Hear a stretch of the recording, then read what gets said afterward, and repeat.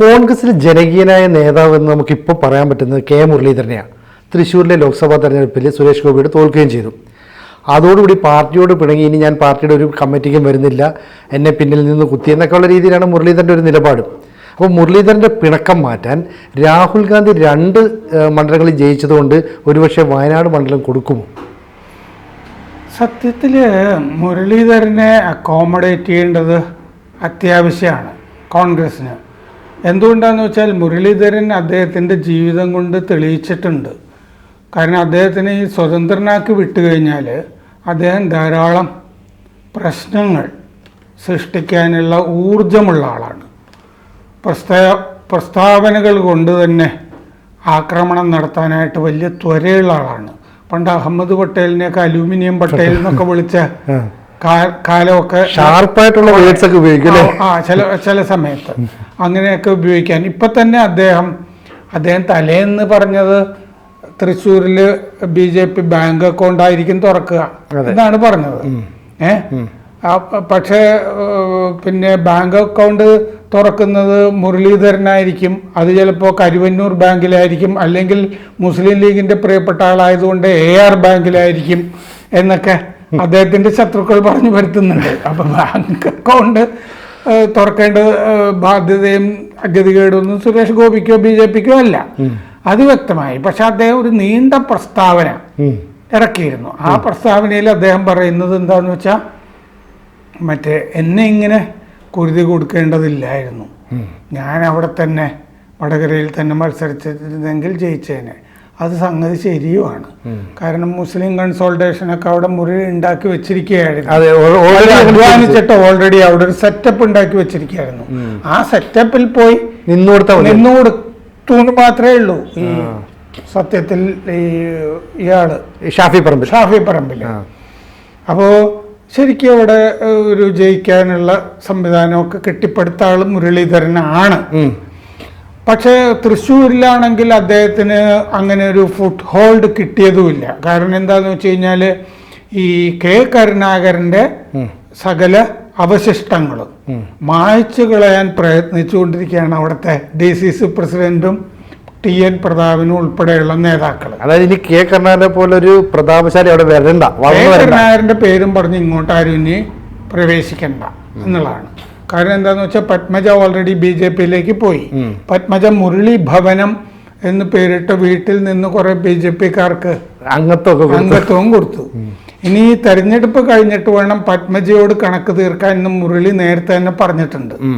സ്വത്ത് തർക്കമൊക്കെ ഉയർത്തിക്കൊണ്ടുവരാൻ പോവുകയാണ് ഈ മുരളി ഭവനമൊക്കെ ആയിട്ട് ബന്ധപ്പെട്ടൊക്കെ. അപ്പോൾ അദ്ദേഹത്തിന് കുറച്ച് ഊർജം അതിനുവേണ്ടി വിനിയോഗിക്കേണ്ടതുണ്ട്. അപ്പോൾ അതുകൊണ്ട് ഞാൻ ഇനി കുറച്ച് നാളത്തേക്ക് തെരഞ്ഞെടുപ്പിനും മറ്റും ഒന്നും ഇല്ല എന്ന് അദ്ദേഹം പറഞ്ഞത് ഈ ഇവരുമായിട്ടുള്ള തർക്കം സെറ്റിൽ ചെയ്യണമല്ലോ പത്മജയോട്, അതിനുള്ള ഊർജം പ്രയോഗിക്കുന്നതാണോ അദ്ദേഹം പറഞ്ഞത് എന്നുള്ളത് എനിക്ക് വ്യക്തമല്ല. ചിലപ്പോൾ അങ്ങനെയാകാം. പക്ഷെ അദ്ദേഹത്തിനോട് ഈ കോൺഗ്രസ്സിന് ഇന്ന്, അതായത് അദ്ദേഹം ഒരു ബലിഹേടാവുകയായിരുന്നല്ലോ തൃശ്ശൂരിൽ. അത് കോൺഗ്രസ് അറിഞ്ഞുകൊണ്ട് അദ്ദേഹത്തിന്റെ തലയ്ക്ക് വെച്ചു കൊടുക്കുകയുമായിരുന്നു. അദ്ദേഹം MP അല്ല.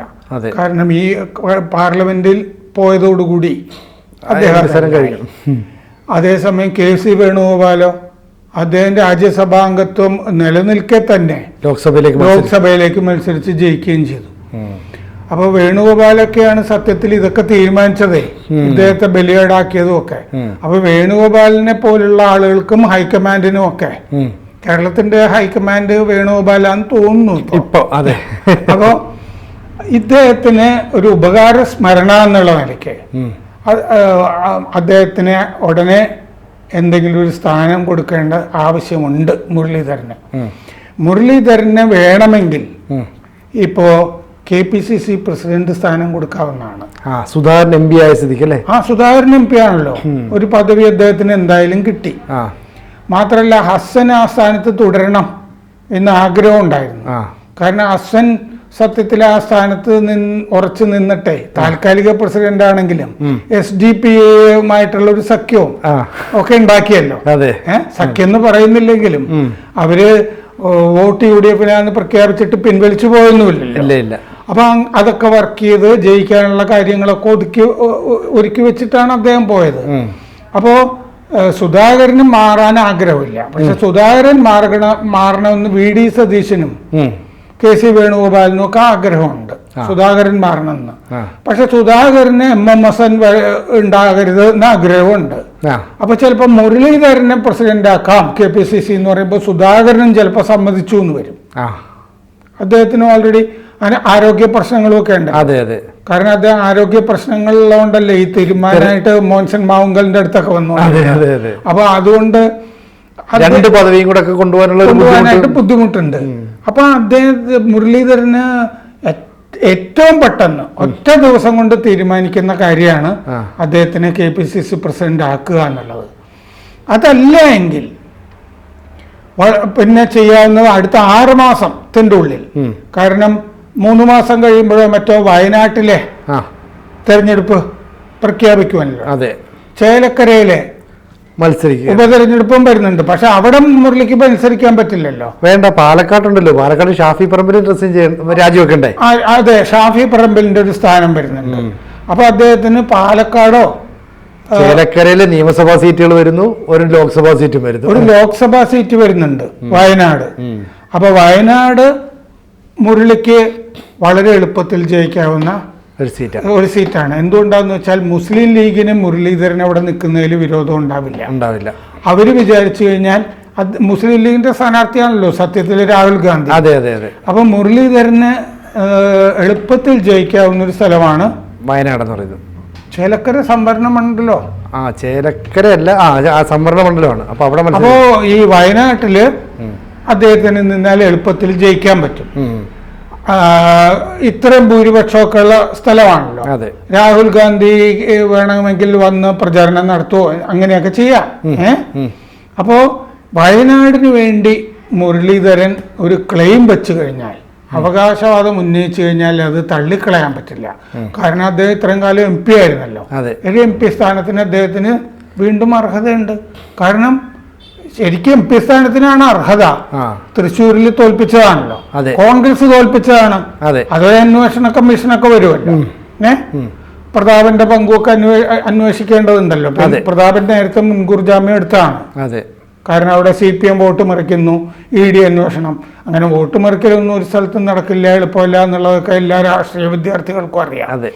അപ്പൊ അതുകൊണ്ട് വയനാടിൽ ശക്തമായ ഒരു ക്ലെയിം മുരളിക്കുണ്ട്. പക്ഷേ ഞാനൊരു കാര്യം ചോദിക്കട്ടെ, നമ്മൾ മുരളീധരനെ അണ്ടർ എസ്റ്റിമേറ്റ് ചെയ്യരുത്. കാരണം മുരളീധരൻ MP ആയിരിക്കുന്ന സമയങ്ങളിൽ ഇടയ്ക്കിടയ്ക്ക് വട്ടിയൂർക്കാവിൽ പോകുമായിരുന്നു. അവിടുത്തെ നിയമസഭയിലെ സാമാജികനായി അങ്ങനെയാണല്ലോ വന്നത്. അപ്പോൾ അവിടെയുള്ള ബന്ധം നിലനിർത്താൻ മുരളി ആഗ്രഹിക്കുന്നു. എന്ന് പറഞ്ഞാൽ ഇനി വരുന്ന നിയമസഭാ തെരഞ്ഞെടുപ്പിൽ ഒരിക്കൽ കൂടി നിയമസഭയിൽ മത്സരിച്ച് കേരളത്തിലൊരു മുഖ്യമന്ത്രി ഒരു മന്ത്രി ആ ഒരു പദവിയിലേക്ക് എത്താൻ മുരളി ശ്രമിക്കാതിരിക്കില്ല. കാരണം പണ്ട് പത്മജ ഇത്തരം ഒരു ആരോപണം ഉന്നയിച്ചിരുന്നു. ചേട്ടൻ ഈ ലോക്സഭയിലേക്ക് മത്സരിക്കുന്നെങ്കിലും ലക്ഷ്യം ഈ പറയുന്ന നിയമസഭയിലേക്ക് മത്സരിക്കുക, ഒരു മന്ത്രിയാവുക. കാരണം ലോക്സഭയിലേക്ക് ജയിച്ച് ഇന്ത്യ മുന്നണിയൊന്നും അവിടെ അധികാരത്തിൽ വരില്ല. അപ്പൊ ഇങ്ങനൊരു ശ്രമവും മുരളിക്ക്, അങ്ങനെ ഒരു ശ്രമത്തിന് എപ്പോഴും ഈ രാഷ്ട്രീയത്തിലുണ്ടല്ലോ. നമ്മൾ അങ്ങനെ ഇനി 2 കൊല്ലം ഇപ്പൊ മുരളിക്ക് ഉടനെ പിണറായി വിജയൻ മന്ത്രിസഭയെ അട്ടിമറിക്കാനൊന്നും കഴിയില്ല. അത് പറ്റില്ല. അട്ടിമറിച്ചാൽ മാത്രമേ ഈ പറഞ്ഞ പോലെയൊക്കെ കാര്യങ്ങൾ നടക്കുള്ളൂ.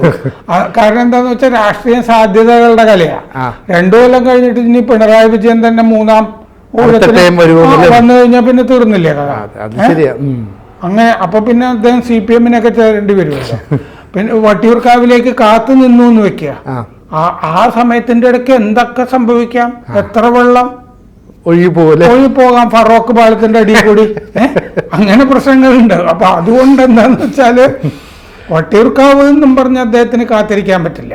ഈ മറ്റേ വയനാട്ടിലെ സ്ഥാനാർത്ഥിത്വം ആയിരിക്കും നല്ലത്. എന്തുകൊണ്ടാന്ന് വെച്ചാൽ ഈ മറ്റേ പാലക്കാട് സീറ്റില് BJP ഭയങ്കര ശക്തമായ ഒരു സ്ഥലമാണ്. പാലക്കാട് സീറ്റിൽ മുരളി നിന്ന് കഴിഞ്ഞാല് വീണ്ടും കോൺഗ്രസ് അവിടെ തോൽപ്പിക്കാൻ സാധ്യതയുണ്ട്.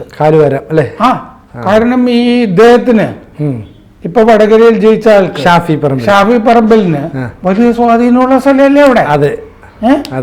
അദ്ദേഹത്തിന്റെ സമുദായത്തിലും ഒക്കെ സ്വാധീനമുള്ളതാണ്. അവിടുത്തെ സമുദായത്തെ CPM-ന്റെ ഒരു കുത്ത സ്ഥലമായിരുന്നു. അവിടേക്കാണ് ഷാഫി ഇങ്ങനെ ഇടിച്ചു കയറിയ 2-3 ടീമായിട്ട് ഇപ്പൊ അവിടെ നിയമസഭയിലേക്ക് ജയിക്കുന്നത്. കഴിഞ്ഞ തവണ ഈ ശ്രീധരന്റെ അടുത്ത് കഷ്ടിച്ച് രക്ഷപ്പെട്ടോ. ഈ ശ്രീധരനെയും തോൽപ്പിച്ചല്ലോ. തോൽപ്പിച്ചു. അത്രയും ബിരുദ കയ്യിലുണ്ട്.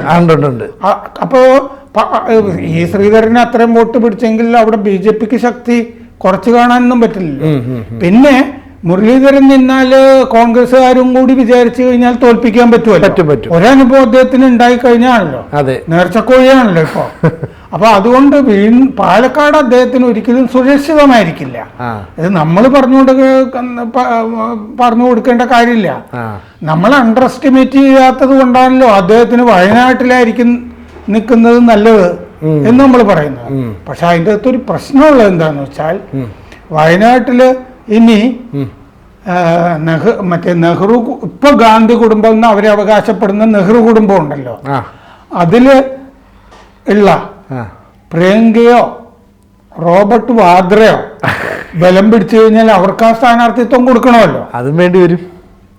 അപ്പൊ ഈ പറയുന്ന പോലെ മുരളീധരനോട് ഇഷ്ടമില്ലാത്തവർ നേരത്തെ തന്നെ ഈ പറയുന്ന ക്ലെയിം പറയും, പ്രിയങ്കയെ കൊണ്ടുപോവാ, അല്ലെ പ്രിയങ്കയ്ക്ക് ഒരു അവസരം കൊടുക്കുന്നൊക്കെ പറയും അല്ലെ. അത് ടി സിദ്ദിഖിനെ പോലുള്ള ആളുകള്, ഉണ്ണിത്താനെ പോലുള്ള ആളുകള് ഒക്കെ, ഉണ്ണിത്താനൊക്കെ പറഞ്ഞ് ചിലപ്പോൾ മുസ്ലിം ലീഗും കേൾക്കും. മുസ്ലിം ലീഗിന്റെ മുസ്ലിം ലീഗിന്റെ ആണല്ലോ അവര് പറയുന്നതാണല്ലോ ശരിക്കും വയനാട്ടില്. ഞങ്ങൾക്ക് മുരളീധരൻ, രാഹുൽ ഗാന്ധി വരുമ്പോ രാഹുൽ ഗാന്ധിയെ ഞങ്ങൾക്ക് സ്ഥാനാർത്ഥിയാക്കാൻ പറ്റില്ല എന്ന് മുസ്ലിം ലീഗിന് പറയാൻ പറ്റില്ല. പക്ഷെ മുരളീധരനെ ഞങ്ങൾക്ക് വേണ്ട. പക്ഷെ മുരളീധരൻ വടകരയിലും ഒക്കെ ആയിട്ട് ലീഗും ഒക്കെ ആയിട്ട് അത്യാവശ്യം നല്ല ബന്ധത്തിൽ, ലീഗിന് വലിയ വോട്ടൊന്നും തൃശ്ശൂരിൽ ഇല്ലാത്തതുകൊണ്ടൊക്കെയാണല്ലോ ഈ പ്രശ്നം പറ്റുന്നത്. അപ്പൊ വയനാട്ടിൽ വലിയൊരു ക്ലെയിം ഉണ്ട്. പക്ഷെ അതിലുള്ള പ്രശ്നം ഇതാണ്. അപ്പോ നമ്മൾ പറഞ്ഞ ഓപ്ഷനിൽ ഈ KPCC പ്രസിഡന്റ് സ്ഥാനം കൂടി ഉണ്ട്. KPCC പ്രസിഡന്റ് സ്ഥാനം ഉണ്ടായാൽ അങ്ങ് പറഞ്ഞതുപോലെ അദ്ദേഹത്തിന് അടുത്ത നിയമസഭാ തെരഞ്ഞെടുപ്പിലും സ്വന്തമായിട്ടൊരു സ്ഥാനം ഉണ്ടാക്കാനെങ്കിലും ആ പ്രസിഡന്റ് സ്ഥാനം കൊണ്ട് ഉപകരിക്കും. അതുകൊണ്ട് ഏറ്റവും നല്ലത് അദ്ദേഹം KPCC പ്രസിഡന്റ് ആക്കണം എന്ന് പറഞ്ഞിട്ടൊരു ക്ലെയിം വെക്കുന്നതാണ്. അപ്പൊ ഈ വയനാട്ടിലേക്ക് മത്സരിക്കാനാണെങ്കിലും KPCC പ്രസിഡന്റ് സ്ഥാനത്തേക്ക് എത്താനാണെങ്കിലും രാഹുൽ ഗാന്ധി കൈപിടിച്ച് കയറ്റണം, രണ്ടാണെങ്കിലും അല്ലേ? അങ്ങനെയല്ലേ മനസ്സിലാവുക? അല്ല, രാഹുൽ ഗാന്ധിയുടെ അടുത്ത് ഈ പറഞ്ഞ പോലെ തലയണ മന്ത്രം എന്നൊക്കെ പറഞ്ഞ പോലത്തെ പല കാര്യങ്ങളൊക്കെ അവിടെ പറയാനൊക്കെ ആളുകളുണ്ട്. പക്ഷേ ഹൈക്കമാൻഡായ KC വേണുഗോപാലും ഈ വക കാര്യങ്ങളിൽ കനിയും എന്നുള്ളതാണ് ഞാൻ വിചാരിക്കുന്നത്. ഒരു ബലിയാടായ മനുഷ്യനാണല്ലോ മുരളീധരൻ. അദ്ദേഹത്തിനെ അക്കോമഡേറ്റ് ചെയ്തില്ലെങ്കിൽ അദ്ദേഹം പ്രശ്നം ഉണ്ടാക്കും. അപ്പൊ അതുകൊണ്ട് എളുപ്പത്തിൽ ചെയ്യാവുന്ന ഒരു സംഗതിയാണ് ഈ KPCC പ്രസിഡന്റ് സ്ഥാനം. KPCC പ്രസിഡന്റ് സ്ഥാനത്തുണ്ടെങ്കിൽ 6 മാസത്തിന്റെ ഉള്ളിൽ നടക്കുന്ന വയനാട്ടിലേക്കും ഒരു ക്ലെയിം വെക്കാം ആ സ്ഥാനത്ത് ഇരുന്നുകൊണ്ട് മുരളീധരന്. അപ്പോ മുരളീധരന് എന്തെങ്കിലും ഒരു അക്കോമഡേഷൻ ഉടനെ കൊടുത്തില്ലെങ്കിൽ അദ്ദേഹം ഒരുപാട് ശല്യം ഉണ്ടാക്കുന്ന ആളാണ്.